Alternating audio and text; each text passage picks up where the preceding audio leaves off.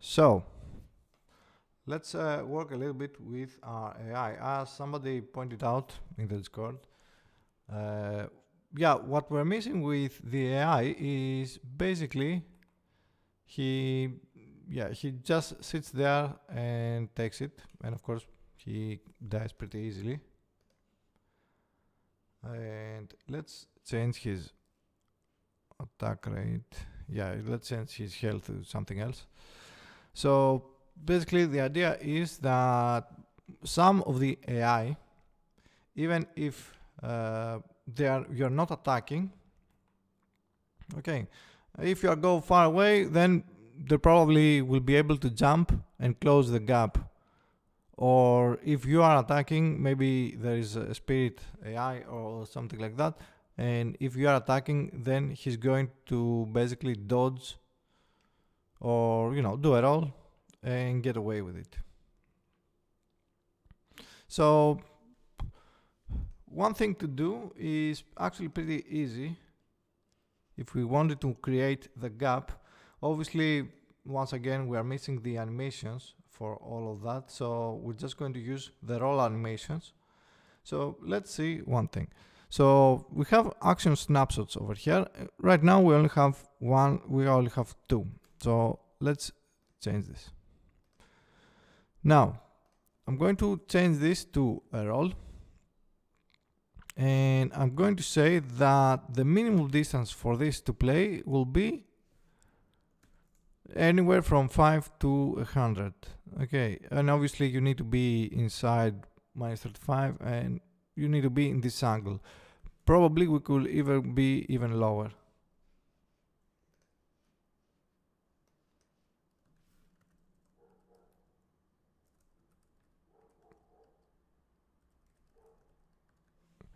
So yeah, okay, we don't need a damage collider. You don't do any damage actually, you're just going to play the roll animation. Now for the enemy, however, we are missing the roll. Okay, we do have a lot of things. We do have all his all the states he can go into, but we are indeed just missing the roll. So I'm just going to add the roll forward. For now, I'm going to rename this to roll. And let's do the transition. And let's see. Let's have him be a little bit more snappier than that. Okay. Obviously, you can also add an attack right after that. So let's maybe do that. Okay, because I'm going to be using the roll animation to land. Okay, I can just then make it transit into an attack instead of a locomotion. So I think we could use one of these attacks if we cut it down a little bit.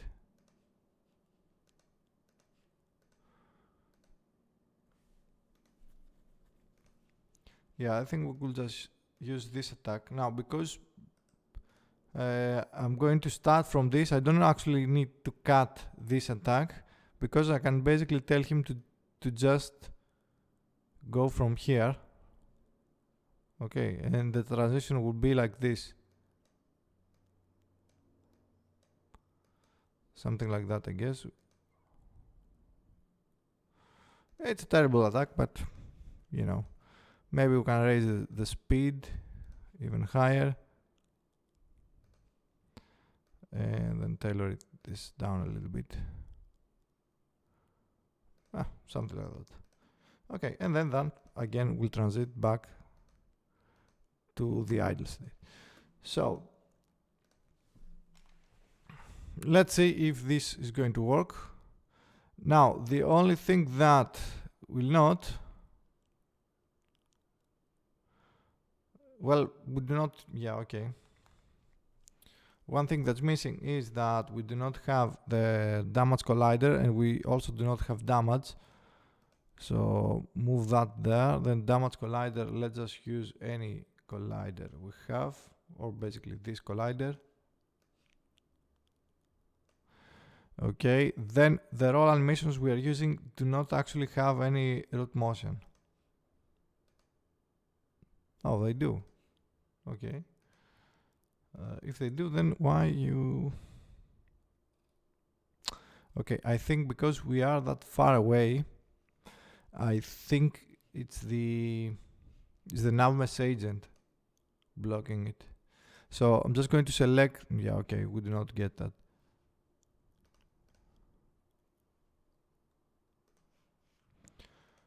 Then let's go under scripts. Let's go inside our AI controller, and we're going to add a debug log for when the root motion is active or not. Okay, because we kind of need to know if it's closed, if the root motion is closed due to the animation not being due to us being far away. But I think, yeah, that shouldn't really be the case. The root motion should have worked, but I guess for whatever reason it didn't. Maybe it's some settings with the animation, but yeah, we need to debug it just to see.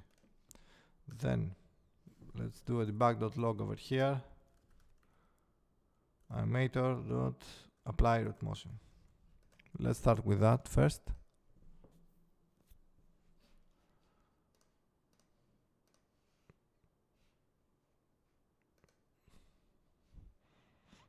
Okay, let's compile.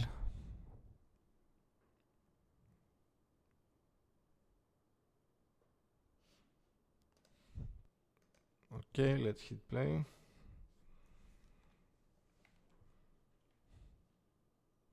And that actually worked. Yeah, so it was the error that was doing that. But yeah, I bet you can see how this also was working in in Dark Souls in general. So you could just say your designer or whoever is going to design the bosses or decide what attacks the bosses do. You can have different attacks. Maybe he was jumping to you, maybe he was far away or whatever. But you can say that at least for this case, this works fine. This works beautifully. Okay. So what if we want him to actually start doing, evade our attacks and so on and so on. So in that case, we're going to use a roll backwards because it's really easy to just define a direction. Okay, so it's basically, I don't think there is any logic to, or any special logic as to where the roll or any evade attacks are going to happen. If they actually do evade, mostly the the spirit AI and stuff like that, to be honest, or humanoid enemies. I don't think most of the other enemies either bother that much. Some they do, some others they don't, so it's entirely up to you. So I'm just going to use one animation for now. Okay, and I'll just show you how you can basically do this as randomize and just randomly decide the direction you want to go. So we're going to go on to the AI controller. Let's collapse everything. And basically the evade is still an animation.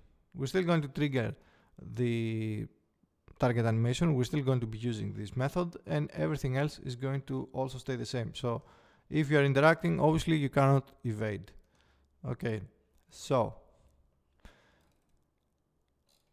the only change for this is that we actually need to know the target, what it's doing. So we have our current target.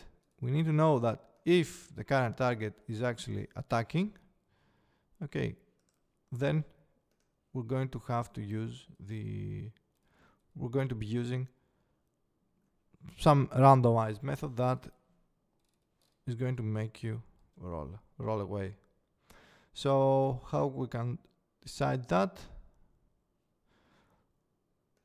We have a current action, which is the action that actually plays right now, okay, which is the stored version. So technically, if we ever do public bool is attacking and do get if is interacting and current action not equals null, return true, else return false. This will do, but the current action we're also using for any item. So if you are drinking or if you're doing anything else, you're pretty much just saying that, you know, the current action, yeah, you know what, there is even a more simpler way to do this, because this way you're not filtering out actions that can trigger the evade mechanic. Okay, so the easiest way to do this, even without using this, is to basically have on your animator handler or animator hook, we can just do a public bool is or evade flag. Okay, which then we could just say public void set evade flag bool status evade flag equals status. Okay, then on your controller we can say, let's collapse all of this, and then let's go over here and say public bool has or is evade flag get return animator hook dot evade flag. So this is the evade flag that the enemy is going to be using. Obviously you can add a little bit more logic to this if you want to have specific evade. Maybe you want to have them parry as well. All it comes all it boils down to this is if you are going to be using this, well, basically what data and how you can separate your actions between them. So in the AI controller we can go over here and say if you are not interacting, so in here, okay, then if target or current target is evade flag, then we're going to randomize this. Obviously we do not really want to be doing this all the time, so I'm going to say I'm going to add an evade timer, and we're going to say if evade timer less or equals than 0, else evade timer by delta. So your current target flag does have the evade. If your current target has an evade flag, let's say you're only going to be evading every 1 second or 2 seconds. Obviously that's how you want to decide how you're going to make your difficulty levels. So yeah, for now we can just get a random value between 0 and 100 and just do if run is less than 50. This gives you 50% chances, so let's make it 9% because we are going to test this. And if that's the case, then all you want to do is over here. Okay, you don't really need the recovery time for this because you already have this, although you probably want to add it, but let's not start with that. You do have an action, though you do not have this. So we're going to say roll backwards, and I think we need to also change the name. Okay, then we can do a return, so you do not play the rest, and on the next frame you're going to be interacting, so you're also not going to be in here. you're simply going to be using everything that's using down here. Okay, so let's give this a shot. First of all, we need to rename this animation to roll backwards. And secondly, and most importantly, is we actually need to add the events onto our player, which we can't from here. Damn it, Unity. So let's find it. Let's find attack 1. I think we're only using attack 1 anyway. So let's do animations. And I guess before you open the damage collider, anytime before you open the damage collider, should do this. So we can say from here, maybe here, it's this. I'm doing this completely blind, so it doesn't matter. We can always change that. So you can just say set evade flag to true. And because we are doing it like this, I think we are not able to. Oh, come on.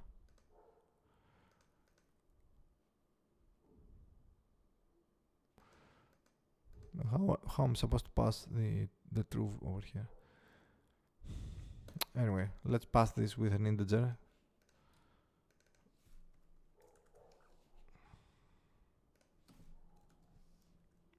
Okay, and the other thing we can do, because we know that if the damage collider opens, well, then that means there is evade flag.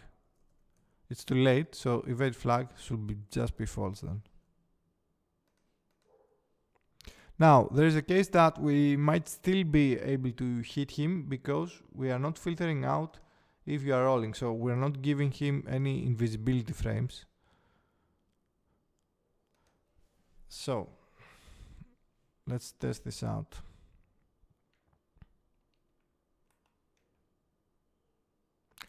Okay, he does evade. As I said, we are not giving him any visibility frames, but you can see that he can actually evade us. But if he is in the middle of an attack, then of course he completely ignores it. We should probably just do something with how do you call that? We should probably do something with you know, the attacks being interrupted.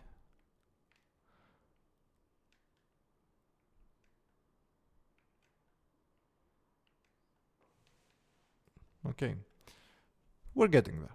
So let's give him some invisibility frames as well, which means in the AI controller, can collapse all of that, and then you can say float visibility frames. Well, it's not frames because you can't really count how many frames, and if you are running on different tick rate, then your frames will be different either way, so it's always a timer.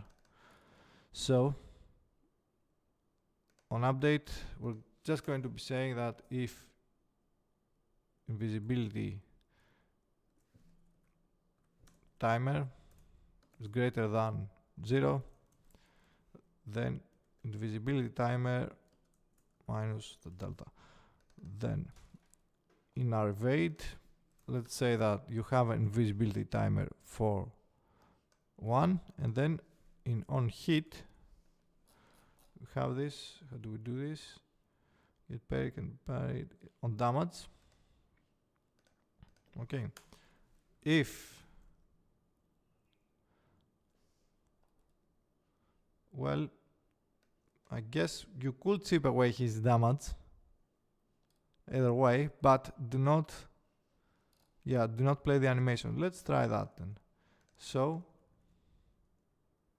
actually invisibility will mean there. Yeah, invisibility will mean you cannot hit him anyway. So yeah, invisibility timer, it's greater than 0, then return. But I think it's called a repost or whatever, where you interrupt which animation he's playing. That should be something that keeps stacking up onto this. We're going to do this later, obviously. We do not really have any attributes or stuff like that. So.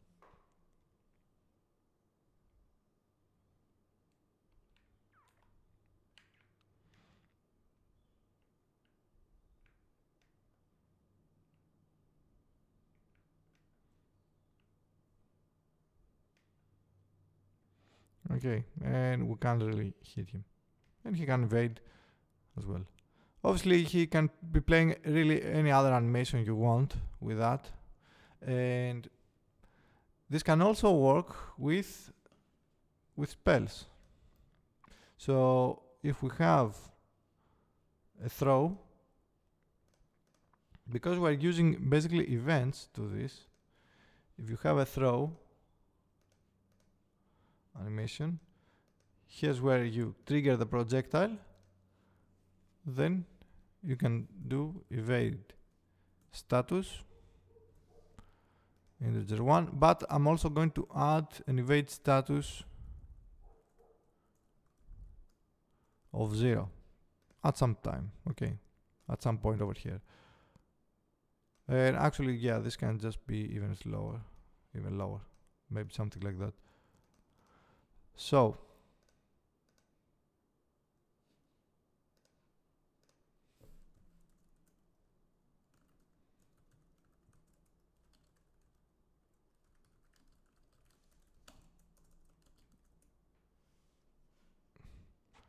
let's see. Yeah, okay, so we need something that plays actually the throw animation. So we need to change well, let's change this on the weapon, I guess. Or we need I forget the name of the weapons. Weapon items. Yeah, we have the Firecaster. Let's use the Firecaster. And then we need to change that from our player profile. And let's assign Firecaster.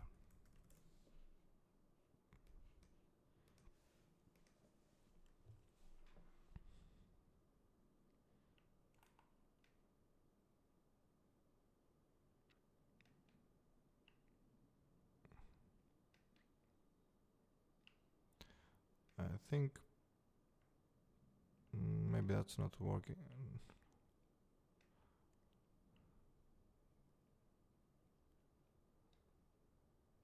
Oh, we have an animation, yeah, okay. We wrote it wrong. So let's see, the name of the animation is set evade flag, yeah, okay. I see what we did wrong over there.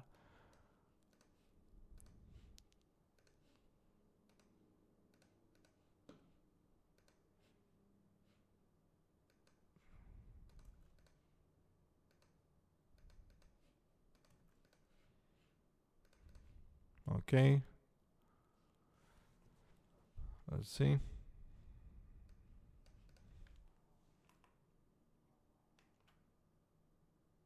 And you can see that he's actually rolls away and not get hit. So with some better animations, this could actually be a really good project, to be honest.